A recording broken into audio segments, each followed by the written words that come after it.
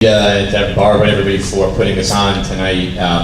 Look, this is a really important conversation that's been happening, not just in the city, but a lot in the city around the Rikers Island vote last week, and a lot that's been happening in our committee and in the council, but statewide and nationwide. And I remember a time growing up here in the city where people didn't talk about, when people were running for office, they didn't talk about criminal justice reform the way we're talking about it now. The solution to so many of our problems, it seems like for years, was to put people into jail, whether it's around small quality of life crimes, drug abuse, mental illness, mental health issues. This was sort of the solution for our city, and we've really done, I think, a remarkable job in this city and throughout the country of really trying to start talking about this in a different way and really starting to listen to people who've been impacted by the system and communities who've actually been impacted by the system. And I got into office, I'm both the local council member here, but also the criminal justice chair. I took office last year, and the one thing I say this a lot, and I laugh about it because of how ridiculous it is, but when I got into the city council, there was a committee in the preceding term and before that was called the Criminal Justice and Fire Committee. They literally just took two agencies where people wear uniforms and made them into one committee. And I'm not criticizing anybody, but it does show you that the city and other places really didn't prioritize the issues of the communities that were impacted, the people who were impacted. And so when I came in and I was offered the opportunity to chair this committee, I knew we'd be talking about Rikers Island and what to do with the physical plan here of Rikers Island and closing it down. And I thought that's a really important conversation that has been happening in the city. But really more importantly, I think it's an opportunity to talk about what our jail system is really like and what it's intended to do. Like really, I guess I should steal the words of my former colleague and the public advocate, Johnny Williams, who says like it's really designed to operate the way it's working in terms of operating the way that people intended for it to do. So we're trying to break that, and we're trying to really change that. Since I've been there, I'll talk about Rikers in a second, the vote that we took last week, but we've done a lot of work leading up to that. And this is really done by, first of all, I want to say, the folks that are up here and the organizations they represent and the groups that are doing work long before I got to city council, long before many of us were talking about this, before it was popular as an issue, before presidential candidates were talking about it. They're the folks that are raised the stories, did the work on the ground, worked with people that were incarcerated. So I just want to just give them a big round of applause, if you don't mind. And those are the people that we started listening to, the people that actually were doing the work and were affected. And I think that has changed the tone and the tenure of this conversation in the city. We have done a number of bills. Today there was a hearing related to solitary confinement. We've been working a lot about how to reduce the use of solitary confinement in our city jails. We've talked about making services free, phone calls for folks who are in our city jails. You used to have to pay for them. We made them free so people can stay in touch with their families, their attorneys, their loved ones. Those connections matter. We've done important hearings around safety and security and abuse in our city jails.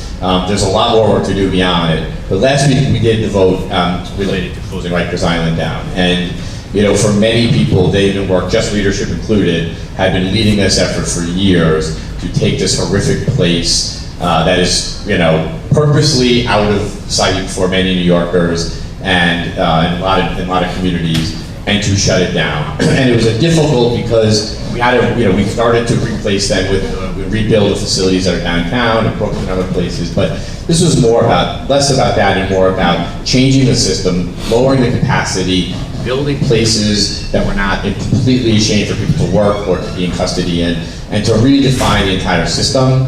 And I think it was a really important vote, a really important day for New York City. But we can build them, we have to do something much different inside of what happens inside the city jails.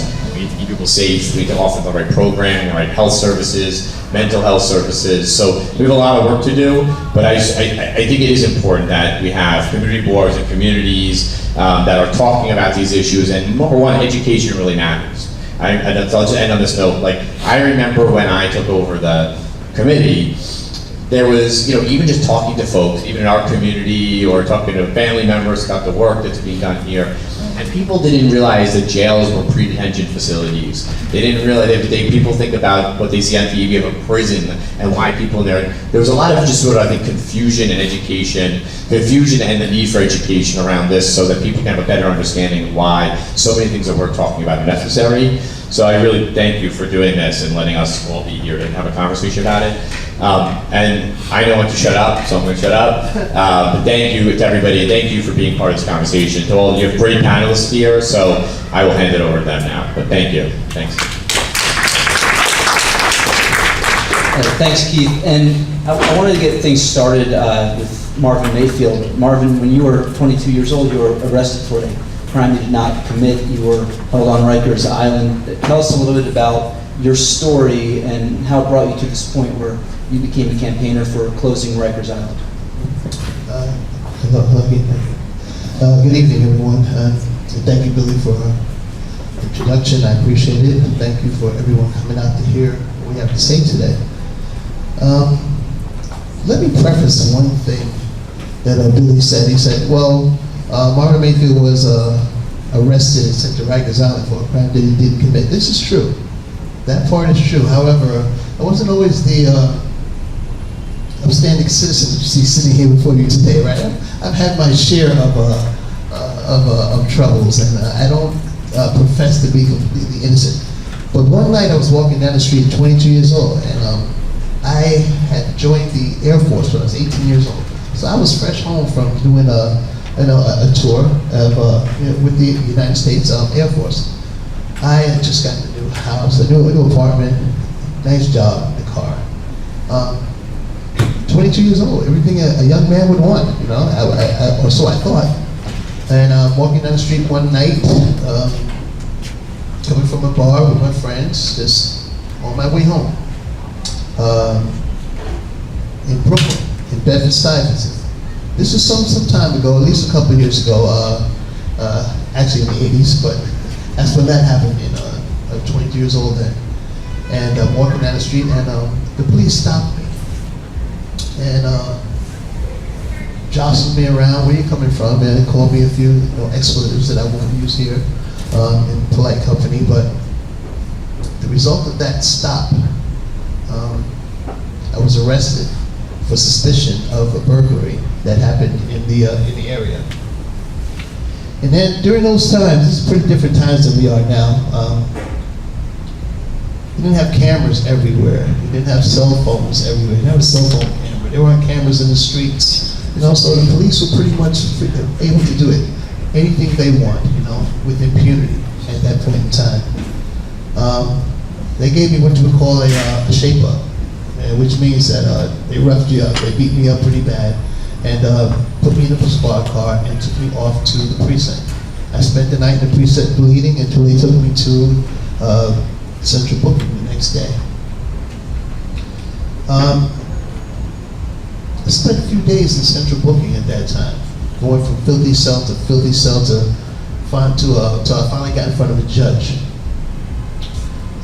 When I got to the judge, the charges were read, and I was given a bail of $10,000 bail. At that point in time, I didn't have any money. My family didn't have any money. There was nobody to come and get me, to rescue me, to get me out of the situation. So I went to Rikers Island. First thing I remember was the noise. Before I even entered the building, it was just like a roar of voices and pandemonium. There were men packed into these cells as tightly as it would be on a train at rush hour. But they had to stay in that position for days, hours on end, until they got to see a judge.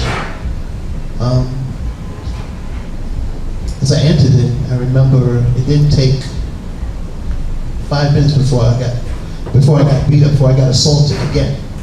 And I got assaulted by the people who were also incarcerated.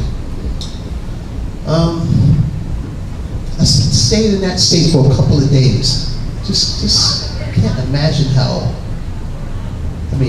defeated I felt walking down the street, just being picked up for nothing. being taken in and put into an environment where my life is on the line, where I was being abused, where I was being neglected, where apathy reigned. The people who were entrusted with my care, my custody, and so-called control, couldn't give a flying, you know what, about my situation.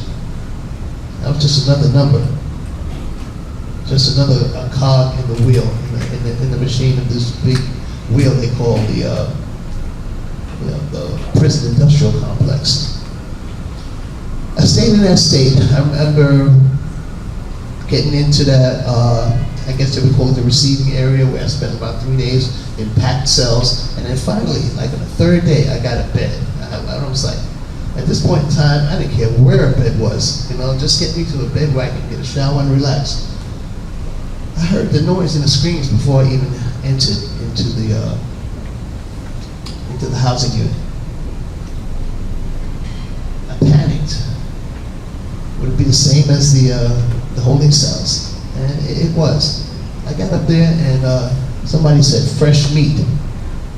Now, I grew up in Brooklyn, but I don't think I was a street kid too much, but I just come home from military. I didn't expect to be treated this way. Fresh meat. I got beat up, my leg got broken. And this all happened within 3 days. Beat up twice and get my leg broken. I spent the next 11 months going back and forth to court. Back and forth to court on a charge where I had no knowledge of any evidence. No discovery was presented to my attorney. I had this bail over my head that I couldn't make. And nobody cared about the timeline, about how long I spent in there. The speedy trial meant nothing.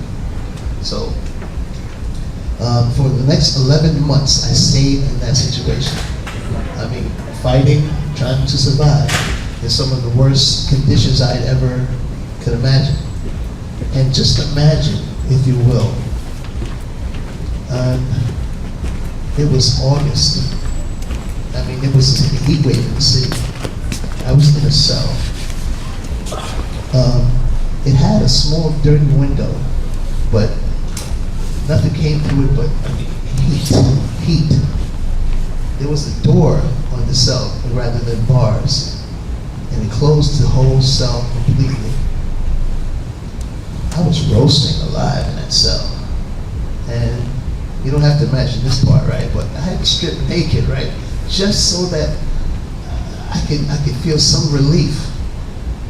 I remember laying on the floor, trying to suck air through the door just so that I wouldn't pass out. And I heard recently that someone passed away being overheated in these cells. I thought I would die. I thought that's the way I would leave this earth. So after 11 months of this type of treatment, I went to court, and I was offered a plea bargain. A plea bargain at this point in time, with no evidence against me whatsoever. I was offered a plea bargain, and the DA offered this deal to my attorney, and they said, if you plead guilty today, you can go home. Time served, and we'll just put you in an outpatient drug treatment program. I think after all the things that I suffered, the biggest indignity that I had to suffer was to plead guilty that day just to end the suffering. I couldn't take it anymore. I pled guilty that day to something I had no knowledge of. And I walked out of the courtroom. Not the same person I walked in. Not by a long shot. The people that we've been fighting for this new legislation on cash bail, discovery, speedy trial, and the closure of Rikers Island is saving lives. I think back to the story of Rudder and how he held on to his innocence and demanded fairness and demanded that he could get a fair trial and hung on to his rights. I wish I had that strength and that fortitude to say that, in spite of everything, I will demand my rights. But I'm not alone. Many people that I've run across, come across, or even spent time in jail with, all look forward to the day when they can cop out. Hardly any of us ever had any discovery, evidence turned over to us. Most of us were there simply because we couldn't afford to pay our way out. I don't call that justice. I don't call that fairness. So, I don't want to take up all the time, Billy. I know you got other people to speak, and we'll get to other topics. But I just want to say that this is what inspired me to be where I am today, to become an activist, to speak for those who are still suffering and who don't have a voice and who have been mistreated, abused, and who suffer at the hands of people who are supposed to take care of them. So that's just how I got into it.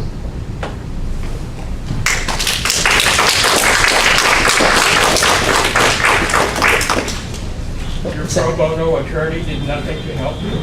I'm sorry? Your pro bono attorney did nothing to help you? My pro bono attorney was a public defender from Legal Aid Society. At that time, I believe that my court-appointed attorney had 200 cases at that time. 200 cases. And I think even with the best of intentions from an attorney, the sheer volume of her caseload was just overwhelming. And the most she could probably do was to make sure that court procedures were met. Well, thank you, Marvin. I mean, I've heard you share that story before, but it doesn't get any less shocking hearing. So thank you for sharing that. We're going to come back in a bit to some of those issues you raised, bail reform and the closure of Rikers. But I want to turn to Cheryl Roberts, who can give a perspective on a different aspect of but related aspect of our criminal justice system, and that's how we treat people with serious mental illness. Cheryl is executive director, as I mentioned, of the Greenburger Center. So Cheryl, tell us please a little bit about the Greenburger Center's work and what you've in particular been focused on. Thank you. Thanks for the opportunity. I just have to say first to Marvin, I don't know what kind of man you were before you went to prison, but you're a remarkable man today.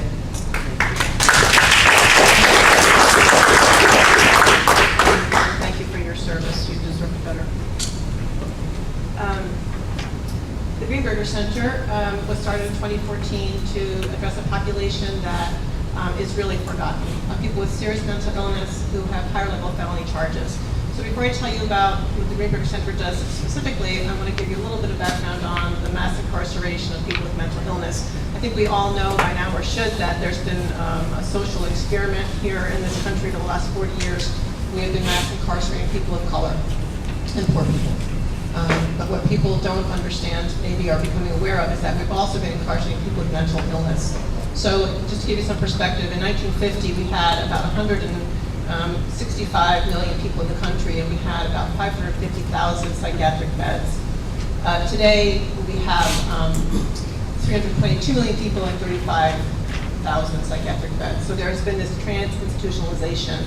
People have been moving from those beds and into jails and homelessness. Today, we have about 2.3 million people incarcerated, and about half of them have mental illness, and about 400,000 of them have serious mental illness. And just to put that in perspective, in terms of 2.3 million, in 1950 we had 250,000 people incarcerated. Today, 2.3 million.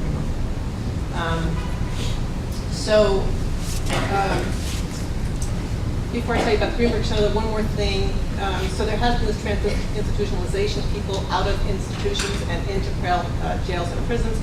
But this population has also been affected by sentencing and drug laws. So oftentimes they have a co-occurring substance use disorder, and so the drug laws and sentencing laws have really impacted this audience or this population as well. So the Greenburger Center was started because Francis Greenburger's oldest son, Morgan, has a serious mental illness. Mr. Greenburger is a successful real estate developer, but his son was on the street one day, didn't have money in his pocket, and robbed a cab with a newfound friend on the street. He was out on bail, his father opposed the bail, and he had was convinced he was in a state, he was paranoid, he was convinced a drug dealer was after him, so he called the police. The police came into his apartment and they saw his African-American caregiver and her Hispanic friend, and they assumed that they were the drug dealers, and they handcuffed them. And went upstairs and found Morgan and realized, they made a mistake. They went downstairs, unhandcuffed his caregivers, who were understandably upset. And then Morgan decided, well, I don't think it's working. Is that any better? Yeah, I always get the bum right every time. And I go through half my thing, and then, is that better? Yes. I'm not going to repeat it all. Did you heard enough, right? Yeah, okay. So Morgan decides, well, if the police can't help me, the firemen can help me. And he took some garbage, put it on the stove, watched it burn, and said, there's a fire. The fireman came and said, well, did you know there was someone in your apartment? Yeah, my caregivers. And it became a violent felony. So with an arson charge, nobody really was interested in diverting him. Although there was a facility that would take Morgan, the DA and judge said, no, you're going to prison. He spent 5 years incarcerated, 2.5 years at Rikers. He went through a lot of things that you went through, was upstate, same kind of thing. So Francis and I decided to start the Greenburger Centers to help other people's children. So we came up with a model to hopefully help this population. So the issue with Morgan was the judge and DA, in his case, were concerned that if they diverted him and he decided to leave, he could walk out the door. Because the provider at that point of the facility would then contact the court would issue a bench warrant, the bench warrant would go to the police would pick up Morgan at some point, probably if he committed some other crime. That lag time is why people like Morgan don't get diverted and they end up going to jail and prison and getting more ill. So we came up with a model that provides security on a voluntary basis. So it occurred to me that wealthy people oftentimes can avoid incarceration before trial by going in house arrest. They get a security guard outside their door and they get to stay out of jail. So I thought, well, let's have a facility, a home for people who can't afford it, to have security where they can actually get treatment. On top of that, though, I had to figure out a way to provide the security. So we used bond agency authority. So I'm a bond agent. We're not all, So, and I actually bail people out for a nonprofit I helped start up state called the Columbia County Bail Fund, and we bail out people who can't afford it. But the thing about being a bond agent is if I take you into custody and you don't do what you're supposed to do, if I bail you out, I can take you into custody if you don't do what you're supposed to do. So if you're told you're going to go to the Greenburger facility, you're going to stay there, you're going to get treatment, and you decide to leave, as a bond agent, I can take you into custody and bring you safely back to court. So it gives people at least the opportunity to voluntarily go to the Hope House. It's called Hope House on Portona Park. Get treatment, stay out of jail or prison, and hopefully go back to court successfully, and then have your charges reduced so that you are not spending time in jail or prison. So that's what we do in a nutshell. And I'm happy maybe later to talk about what the city is doing with respect to this population. I have some concerns about the outposted beds and whether or not this population really can ever, under any circumstances, be treated fairly or therapeutically in a jail or prison. Great. Thank you very much, Cheryl. Abigail Swenstein is a staff attorney with Legal Aid's Exploitation Intervention Project. She represents and advocates for sex workers and trafficking victims who get involved in the criminal justice system. So Abigail, I was thinking maybe you could speak a bit about life on the front lines as a public defender and what you're seeing every day in our courts, and specifically what you're seeing done to people who are sex workers and being penalized under New York's prohibition on, for example, loitering with intent to commit a prostitution offense is one, and other prohibitions. Can you hear me? Yes. Good question, right up front. Good morning. Yeah. So, thank you everyone for speaking. So for the past 6 years, I've worked in a unit at the Legal Aid Society where we specifically represent sex workers and trafficking victims that are involved in the criminal legal system. And a lot has changed, criminal justice-wise, but also with regards to sex work. Things are not like they were in the 70s or 80s. They're not like they are in the deuce. But there's a lot that hasn't changed, and I want to start by focusing on that. The plethora of police violence, that hasn't changed. My clients are sexually assaulted, physically assaulted, misgendered, and humiliated by police officers very frequently. Our city continues to criminalize poor people and tends to punish and focus its energy on prosecuting the most vulnerable amongst us. In our city right now, that generally means that trans folk and immigrants tend to be arrested most often for prostitution-related offenses. The policing of women's bodies continues in our city, and people still are dying at Rikers Island. So that's depressing. But what has changed is the way that our city tends to deal with prostitution-related offenses. And that is that most people in New York, when they are arrested for prostitution, are not winding up with criminal convictions. So this is great. Usually that means that people are not pleading guilty. They are being connected to some sort of social service agency. They are meeting with a social worker a set number of times, and then their cases are usually being dismissed, or they are adjourned in contemplation of the dismissal for a set period of time. But what we are seeing is that there are more and more people that are coming into the criminal legal system that have a history of sex work or have a history of being trafficked that are coming through the legal system on more serious charges. And what's sort of being overlooked to some degree in a lot of these conversations about decarceration and reforming and ending mass incarceration are people that are charged with more serious crimes, people that are charged with violent felonies. And what we're finding in our practice is that as police are arresting less and less people for prostitution, more clients are coming forward when they've been charged with robbery, when they've been charged with violent assaults, that they do have a history of sex work or a history of being trafficked. And so our system needs to be responsive to these clients that are facing more serious charges because they have some of the same vulnerabilities that others have when they're facing less serious charges. I want to briefly just discuss sex work versus trafficking because they're going to come up a lot whenever I talk, and they come up a lot in the media. They're not the same thing. So sex work is the exchange of sexual contact for a fee, for money. And sex work can be by choice, circumstance, or coercion. Trafficking is when it's by coercion, or when it's by force. Trafficking it's defined on a state basis, it's defined on an international basis, it's defined federally, but there is a degree of force and coercion present in a trafficking situation that is not present in all sex work situations. And I represent people across the spectrum. But at its heart, trafficked and non-trafficked people are criminalized because they are engaging in work that they're driven to out of poverty. So what can we do? I think first off, engaging in state and local politics is incredibly important. If we're going to reform our criminal justice laws, we need to pay attention to what's going on in Albany because they have control over what's a crime and what's not a crime.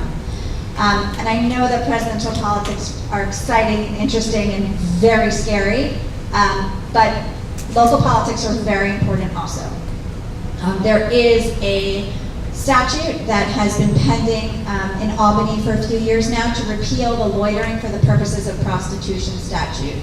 Essentially, this is a law that's on the books that allows police to arrest someone when they believe they have the intention to engage in prostitution.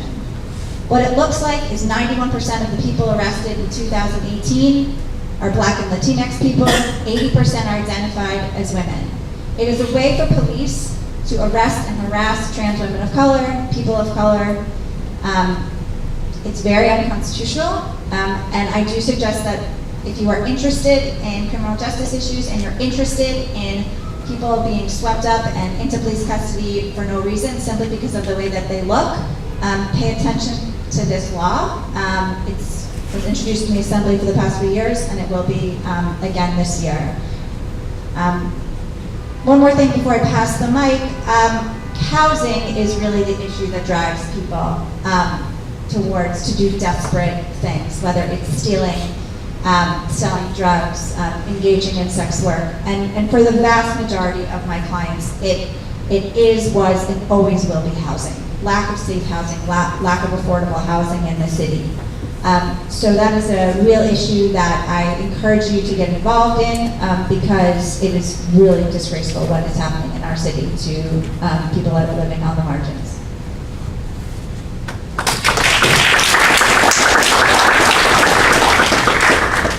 Thank you, Abigail. We're hopefully going to dive a little bit back into the issues of sex work and some of the other legislation that's pending in Albany. There's a bill to decriminalize sex work, and there's sort of an interesting debate about the difference between decriminalizing it and legalizing it that I think raises some interesting issues, and we can talk about that in a bit. So Karume James just joined us. Welcome, Karume. He is Bronx Defenders. Yep, you can clap for him. He is a public defender for the Bronx Defenders. He's a supervising attorney there. He's also a co-director of Columbia Law School's Holistic Defense Externship Clinic. Karume, can speak about a lot of what we've talked about, including what happened with the Rikers plan. But I understand you've also been really involved in an effort called Driven by Justice. And as we talk about how poverty is criminalized, it is also heavily penalized through fines and fees in our system. So Karume, I think you'll speak a little bit about that. Is that right? Yep. Great. Good evening, everybody. I don't know which one works now. Hello? No, it's the other one. Hello? This is it? All right, cool. Good evening, everyone. I have a lot to say, actually, both about close records and about our campaign called Driven by Justice. One of the things I want to start with is about how the intersection of poverty and structural racism is so embedded in the criminal justice system. And we need to have a radical rethinking of how we approach many of the issues that we deal with. I'll say as a fellow public defender, Abigail? Abigail made a really good point about rethinking the way that we think about these scary things like what sex work is, and having a different approach, right, that really takes into account the impacts on people's lives. And believe it or not, something as simple as a driver's license suspension can have really serious consequences for someone's life. Now, New York City is a place where a lot of people don't have to drive, right? You think that driving is optional, it's almost like a luxury. But, in a place like the Bronx, where there's not nearly as robust public transportation, many people do drive, right? Because they have to get to their medical appointments, to pick up their children, to get to work every day, and that's really their only option. And one of the challenges is that your license can be suspended because of traffic tickets. Now, if someone's struggling just to pay the rent, take care of their children, keep a roof over their heads, they may not have the means to take care of these suspensions. And you're thinking, well, that shouldn't really be that big of a deal, right? You pay the tickets, it's over, it's done with. Well, many times people will be pulled over, not really for any particular reason. Come to find out they have a suspension, they get arrested, right? Just as the same way as if a crime was reported, they get arrested, hauled into court. They're told when they get to their court appearance, they meet a lawyer like us, and they find out, well, like your license has been suspended, and if you want to resolve this case, you have to plead guilty to knowing that your license was suspended. I've had literally hundreds of these cases where people tell me, I had no idea my license was suspended. Had I known, I would have just went and paid it. I didn't get a letter in the mail. The letter actually that I now see was sent to my house was at the wrong address, or the wrong name was spelled on it, or I just never received it for whatever reason.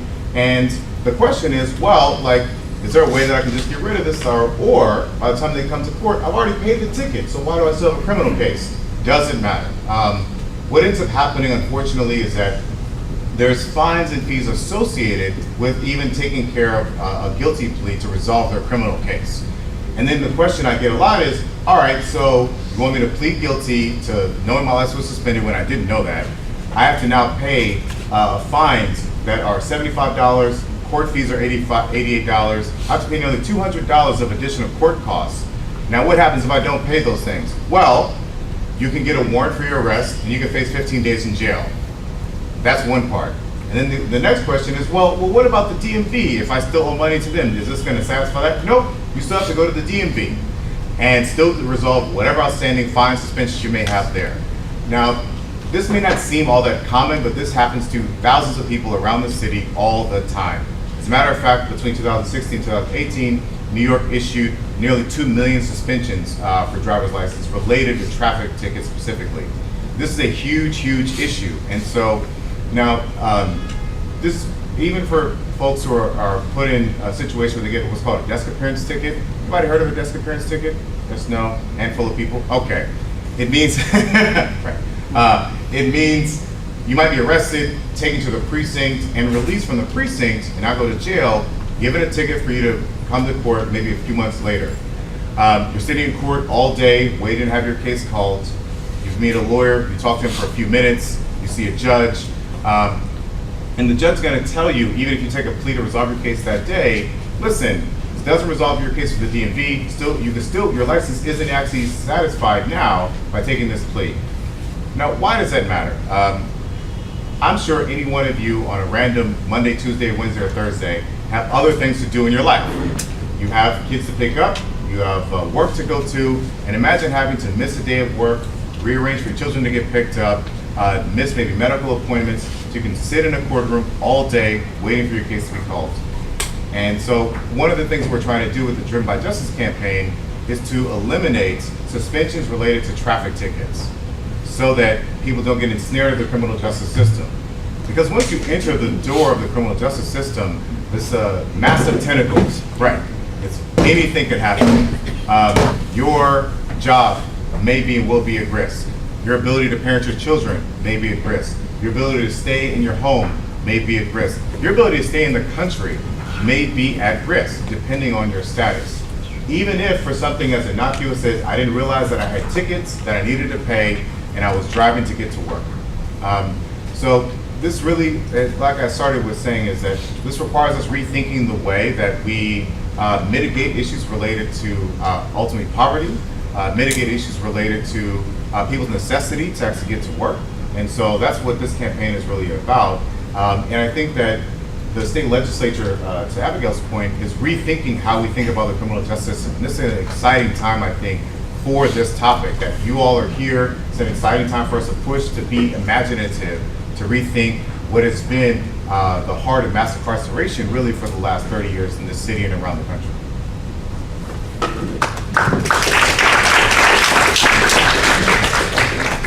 And I think that's a great place to sort of begin some of the questions I have. And by the way, for the audience, we do have note cards if you want to ask a question. If you prefer to stand up and speak, that's an option as well. But Will over there has some note cards, so raise your hand, I guess, if you'd like to ask a question.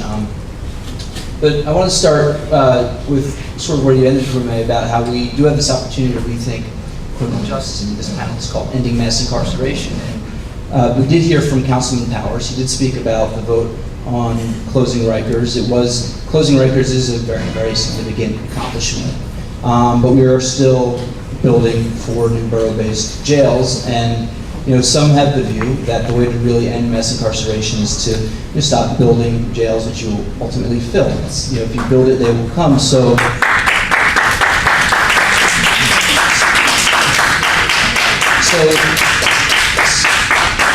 speak a bit about about that issue and address the response that you would probably get. Some people will say, well, if you aren't building jails, where are you going to put people who are flight risk or who have committed or are accused of committing a horrible crime? And I suppose it's also the case that roughly 25% of the jail population is there for a misdemeanor, so they have been their case has been adjudicated or they've pled. So explain sort of how you look at that issue.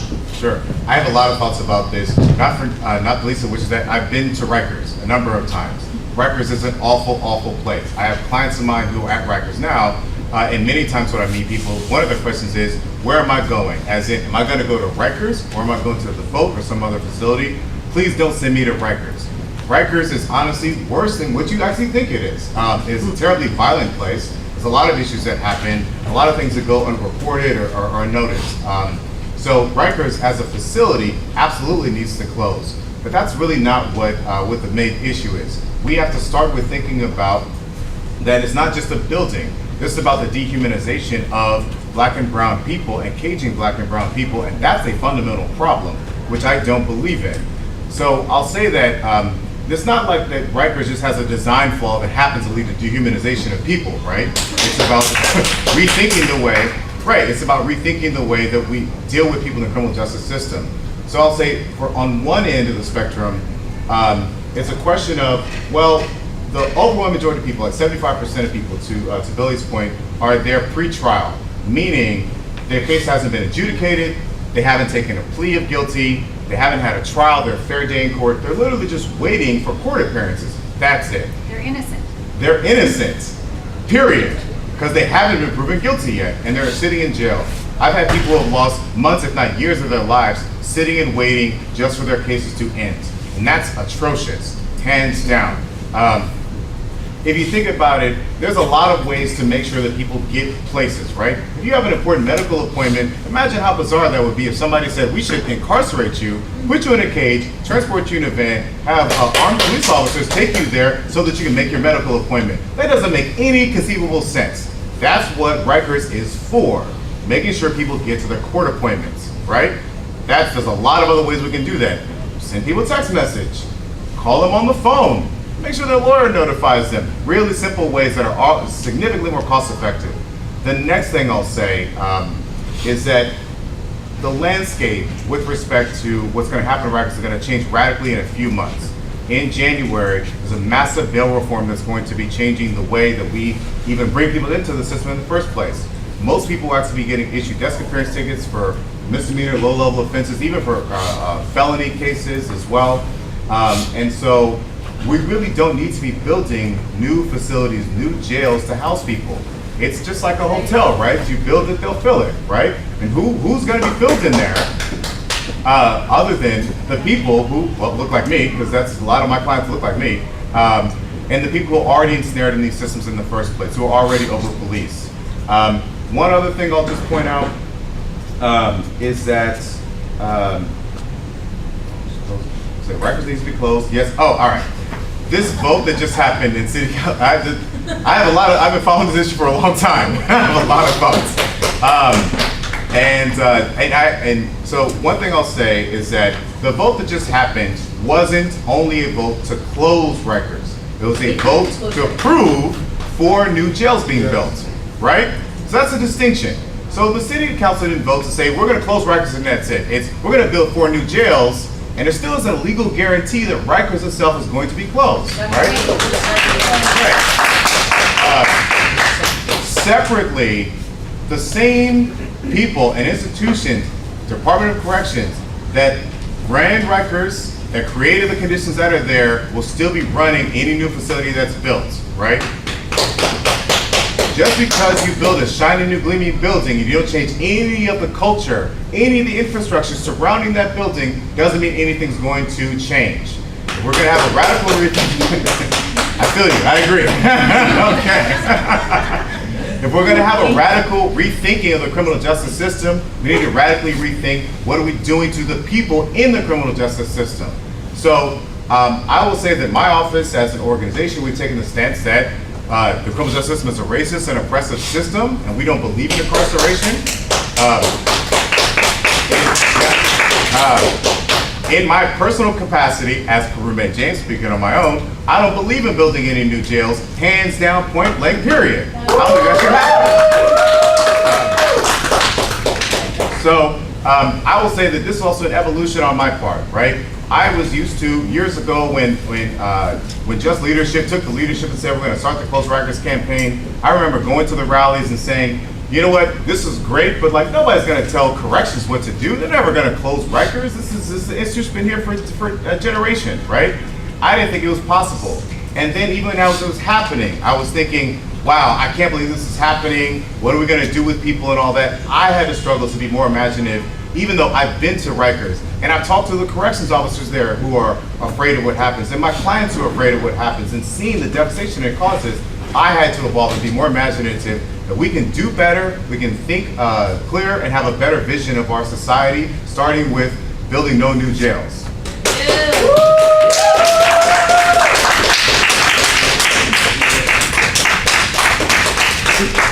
So Karume mentioned bail reform, and when it goes into effect in the beginning of 2020, how it's going to change a lot of the landscape of who goes into pretrial detention.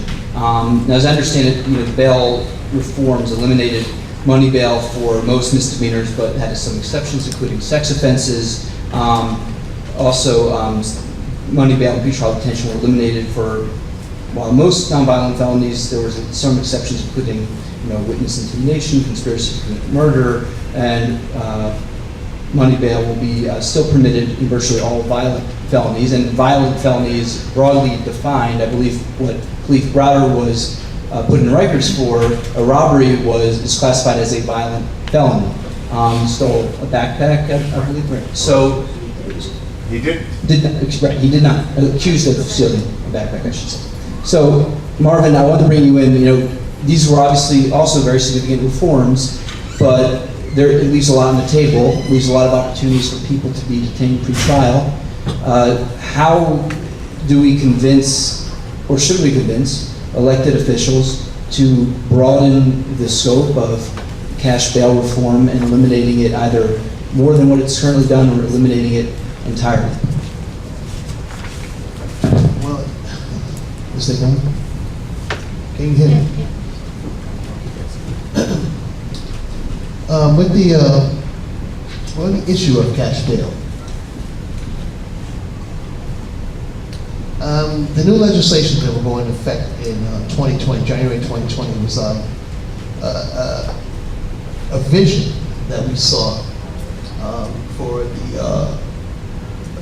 the criminal justice reform overall. We saw this a few years ago, as Karume had mentioned, Just Leadership, which is my organization, Just Leadership, and we sponsored the Close Rikers campaign, and we sponsored the Free New York campaign. The legislation that was won in Albany is part of the Free New York campaign, which was part of which was a three-pronged approach. We wanted to have reform. We wanted to reform cash bail, an elimination of cash bail, so that the people who are disproportionately affected by cash bail, meaning the poor, the black, the disenfranchised, that they wouldn't suffer needlessly in jail in a pretrial status simply because they don't have enough money. And the second part of it would be this discovery aspect of it, as I explained a little bit about before. Discovery is simply the evidence that is held against you by the prosecution, which in New York State has been typically denied to you until just before you're making a plea bargain or something like that. So typically in New York State, the district attorneys, the prosecutors have held all the cards up until right before you go to trial. And they use that as coercion to get people to cop out and take these plea bargains, which is what exactly happened to me, as I explained earlier. But going back to the cash bail aspect of it, in January, 50% of the people that are being held on Rikers Island right now will no longer be eligible to be held there. Will no longer be eligible to be held there because they don't have the money to pay themselves out. And I think that's tremendous. I don't care what side of the coin you're on. That is tremendous. The people who have been historically oppressed, have been historically denied rights in courts, will no longer, there will no longer be a policy so that the courts will be able to do this. But I don't think it should end there. I don't think it should end there because there are many cases right now that are still eligible for cash bail. And when I say that, I'm talking about violent crimes and violent offenses. Now, don't get me wrong. I am just as concerned with public safety as anyone else. I have a family, I have a wife who is sitting in the audience back there. So I'm concerned about, public safety, about not having anarchy on our streets, which is why I want to tell you just a little brief story. His name was Raheem, and as I told you before, I have that experience with the criminal justice system, and I was tossed in the cell with Raheem in upstate in Comstock, Great Meadows Correctional Facility, what they used to call Gladiator School. It was rough. Raheem was doing double life, 50 years, and they put me in the cell with him overnight. And for some reason, he wanted to bare his soul, so he pulled out all of his court records and showed me. He said, "Yo, man, I want to show you something right now. This is what happened to me, right? This is what I am. Yeah, the feds come in here to see me every couple of weeks to find out if I have any more bodies." Raheem was incarcerated for double life. He killed a pregnant woman. He pushed her into her apartment and robbed her and killed her. And he killed her, and the explanation he gave me why he killed her was because he didn't want any witnesses. This is typically what he did. This was his MO. Until we reached a point in our society where we have no need to separate anyone from the greater society for public safety's sake. Until we reach that point, we're going to need some place where people who are hurt, who hurt people, can get the treatment and the services that they need in a compassionate way, rather than what has been typically doled out on Rikers Island. To keep Rikers Island open even for another year or another month puts other people's lives at risk. If any of you have ever spent any time on Rikers Island, you will know the urgency to see it closed.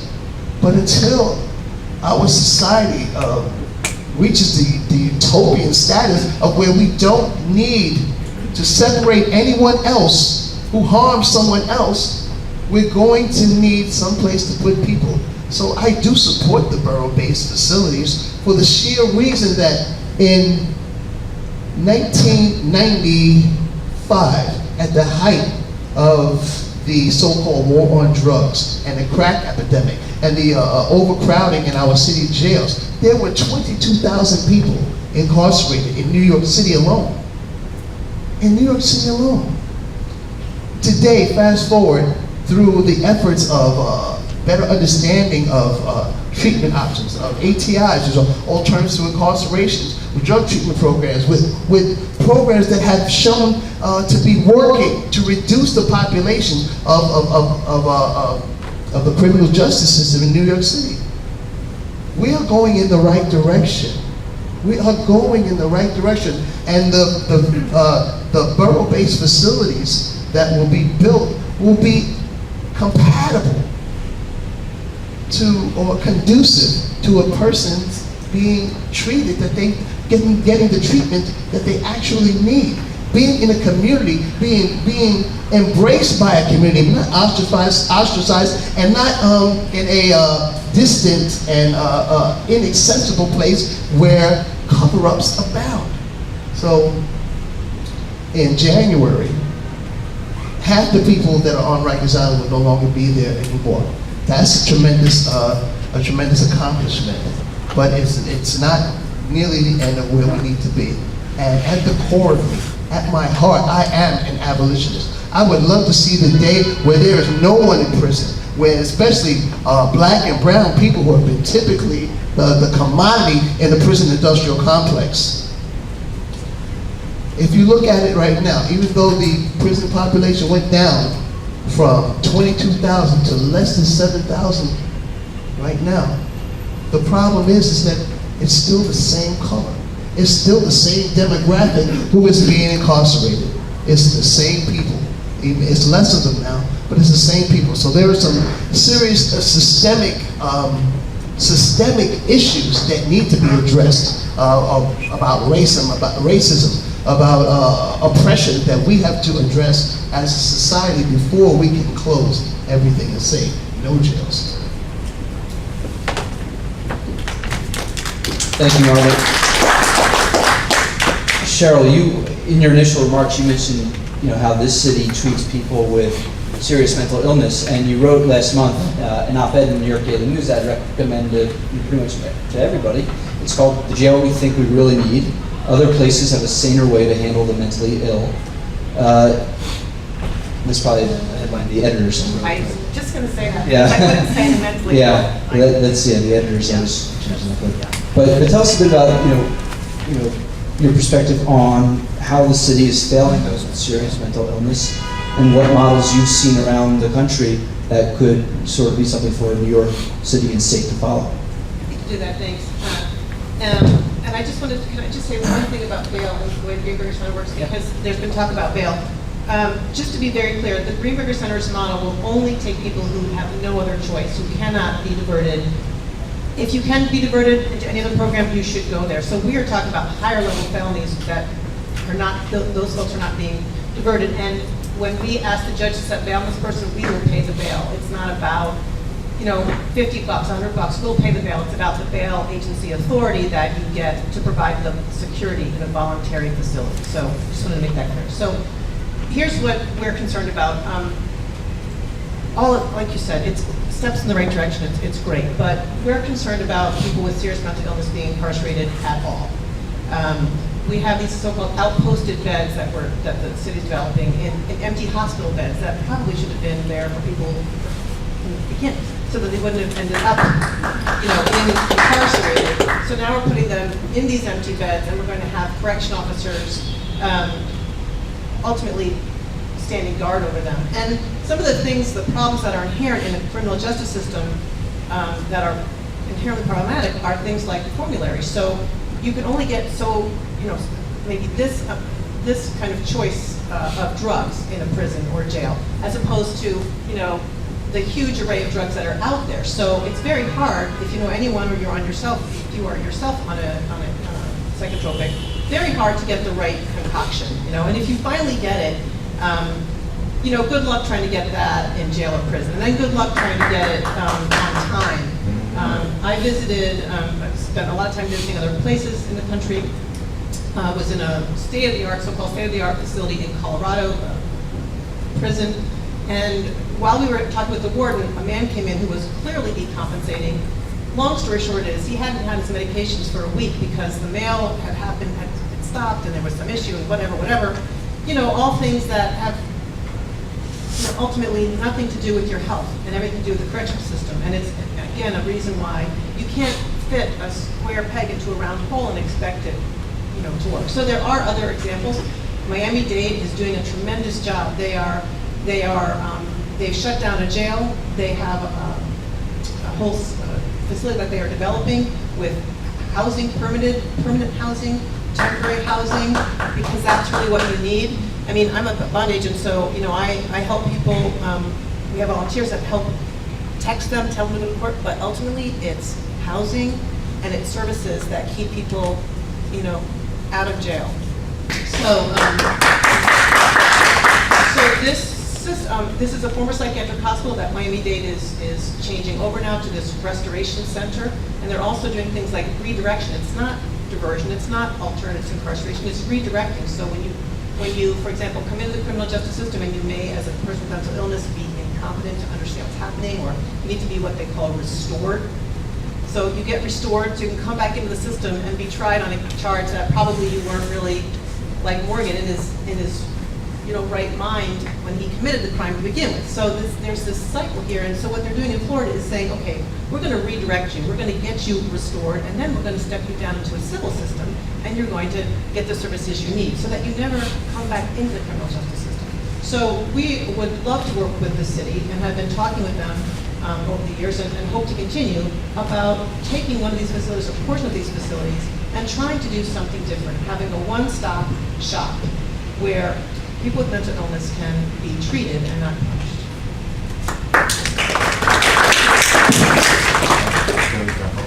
Yeah, absolutely.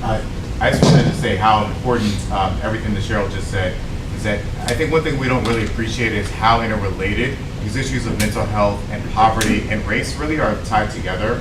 I've been surprised just in my time representing thousands of people at this point, how persistent mental health disorders are amongst my client population. I've run into people that have very serious diagnoses from schizophrenia, bipolar, schizoaffective disorder, depression, and anxiety, and any degree of instability in their lives can trigger a whole cascade of consequences.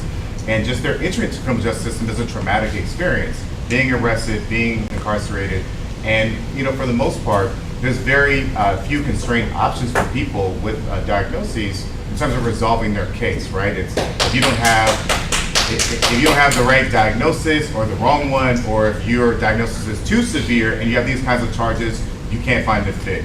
Well, if you don't want to do an 18-month-long inpatient program, right, then we don't have a space for you. Or if you do want to do that, there's not a bed available.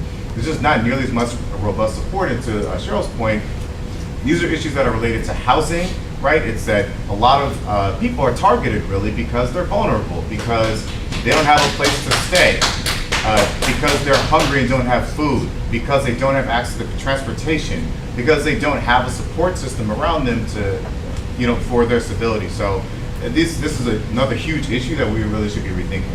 Just a quick thing. 90% of the people that I bailed out upstate have mental illness or substance use disorder. 90% of them. And I'm probably all of them, but I'm going to give it 90%. The other thing I would say is, African Americans actually metabolize psychotropics differently than I do, which is not very well known. And so an African American man may be on a psychotropic that makes him feel agitated. And instead of having that as, oh, that's a symptom of maybe this is not the right medication, it's, oh, that person is being non-compliant, that person's being a problem, that person's, and so Resisting arrest. That's right. So I think that there's so many things like that are just not even on the radar screen in the criminal justice system that belong and need to be addressed. And if I can just chime in on the mental health aspect of people being incarcerated with mental illnesses. By virtue of the fact of its sheer size, Rikers Island is the largest mental health facility in our city. And I think it would be, I would lose this opportunity, lose a chance to connect with you and tell you something if I didn't take this moment to just share with you my personal experience. I believe that the significance that I'm on this panel is that I have seen these things firsthand, and that I challenge you to fact check me on these things. When most of the people that are, well, I don't say most, but a significant percentage of the people who are on Rikers Island have medical and mental health issues, these are the people who are least able to speak for themselves. These are the people who have conditions that go undiagnosed, ignored, and in some places, I mean, the conditions that they are forced to live under will make you gag.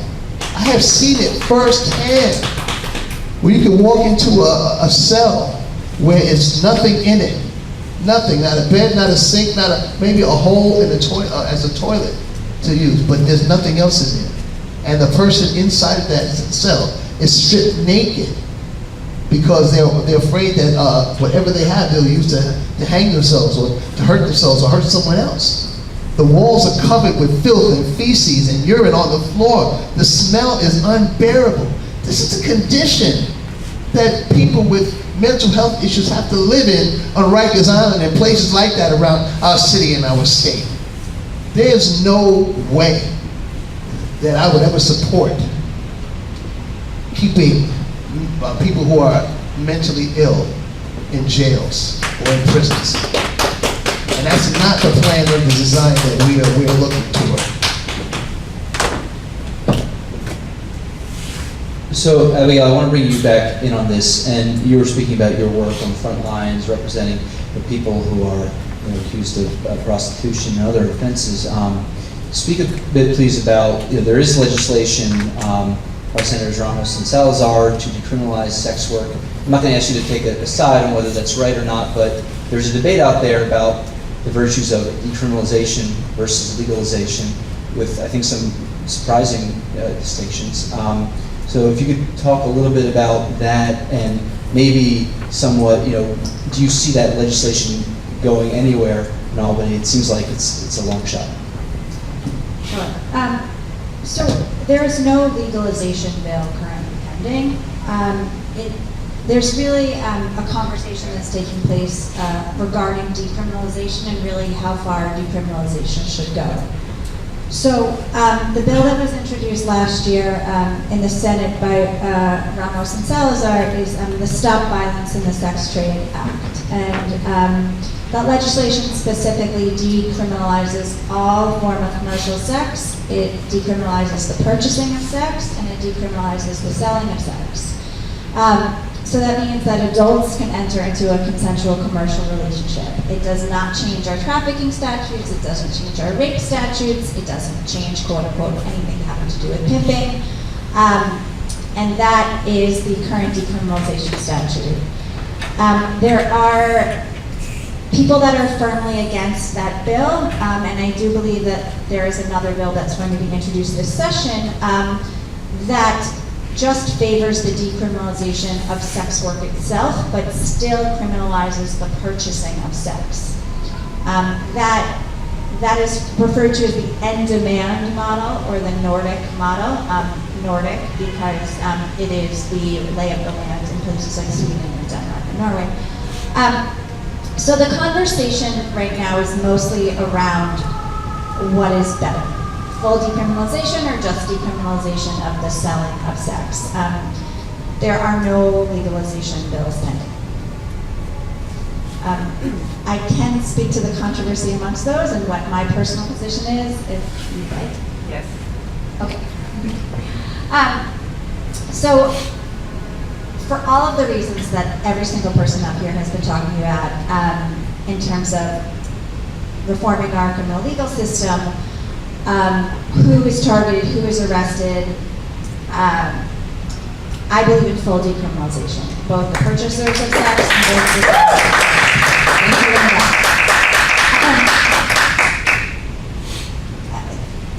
end demand is bad policy.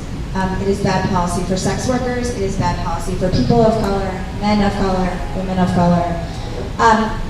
It's based on this premise that if purchasers of sex are facing criminalization, that the supply is going to go down and therefore the demand will go down. But that's not how things work, right? That's not how economics work. Like when the supply of something goes down, demand doesn't just go away. And so it's rested on this premise that I think is a false one to start with. People that are engaged in sex trades need to take steps to ensure their safety. And very often that means working with other people. And if you continue to criminalize purchasers of sex or people that share space, you run the risk of increasing the risks of violence and isolation for people that are trading sex. In countries where the end-demand model has been put forth, there has been an increase in sexually transmitted diseases and an increase in violence from johns because people need to engage in commercial sex further underground because johns have the power. They have the money and they have the fear of being arrested, and so they dictate where the commercial sex act takes place. And so it becomes riskier and there's more violence for workers. Also, every dollar that we put towards criminalizing anybody is $1 less that we have to put towards helping people make changes in their lives if they want to, putting it towards housing. And so my position is that decriminalization is the only way to take all of the money that we now spend towards locking up people that are selling or purchasing sex, and we could put it towards better uses. Thank you. Sticking with decriminalization and legalization broadly in New York last year there was a bill passed in Albany to decriminalize marijuana to a large extent, but it's not been legalized, and that's going to come up next year. So I just want to open up to the panel for thoughts on the drug war and how we obviously not, a lot of people are in our jails and prisons for crimes other than drug use, but a lot of people are. And what do you think is the way to sort of begin convincing people that the way to treat drug addiction is not through our criminal justice system. And then sort of while we're on it, Philadelphia has experimented with safe injection facilities for people who have an opioid or heroin addiction. So with that in mind, what are ways New York City and New York State can lead on decriminalizing and treating drug addiction as a addiction and health problem and not a crime problem? Yeah, Cheryl. I think the first thing to do is to educate the public on what this drug war is all about. And so I'm going to leave it to others to talk about specifics, but I carry this quote around when I do speak just because I just find it amazing. It's by John Ehrlichman, who was Nixon's advisor. And he says this about the drug war. The Nixon campaign in 1968 and the Nixon White House after that had two enemies, the anti-war left and black people. You understand what I'm saying? We knew we couldn't make it illegal to be either against the war or black, but by getting the public to associate the hippies with marijuana and blacks with heroin, and then criminalizing both heavily, we could disrupt those communities. We could arrest their leaders, raid their homes, break up their meetings, and vilify them night after night on the evening news. Did we know we were lying about the drugs? Of course we did. We need to make something, we put this on your refrigerator. We need to educate people about what this drug war is about. We're not inherently a nation of criminals or drug users, or we're a nation that for the last 40 years had policies that specifically targeted people of color, hippies, poor people, and created this drug war. And it's up to us to